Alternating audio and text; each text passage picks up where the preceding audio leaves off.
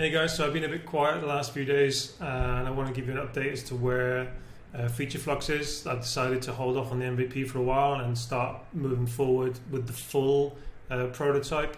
So we're just going to have a look at how we add Figma screens to a project.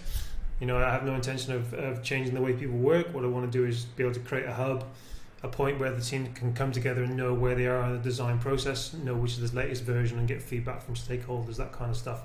So I'll go ahead and create a new project, give it a project name, and you can either start sketching straight away if you've got some new ideas you want to communicate to the team. You can either drag and drop existing images in, or you can import your designs from Figma, which is what we're going to do here.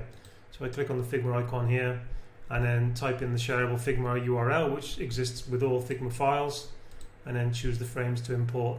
So I can either select the files I want manually, or I can select them all, which is what I'm going to do in this case. I'm going to import all 12 screens. That'll take a second to do, and then we can see we've got these 12 screens here.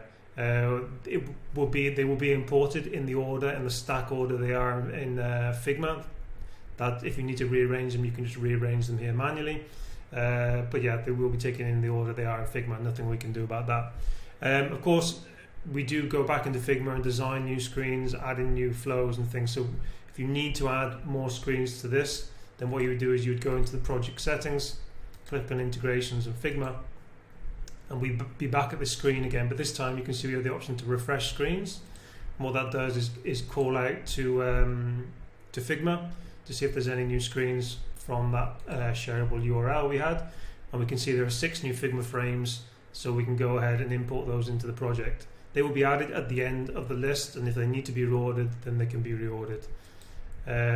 So they're pre-selected already, the 6 new ones. You can deselect them if you want, select them manually, but we're going to go ahead and import all 6 screens. Okay, and then they will be brought into the project and added at the end. So another thing as well is that, you know, one of the most important things is to know where a screen is within its design cycle, life cycle. So we have, you know, we can have drafts, design, production, you know, development, whatever the state might be, the stage might be.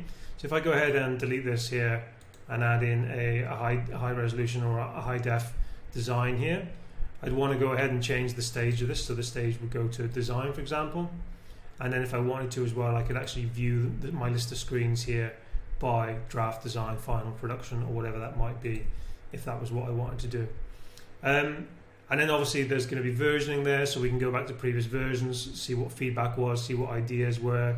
You know, we can give feedback on a screen by screen basis, which is, you know, how we design software. You can do that internally and externally with stakeholders as well by sharing.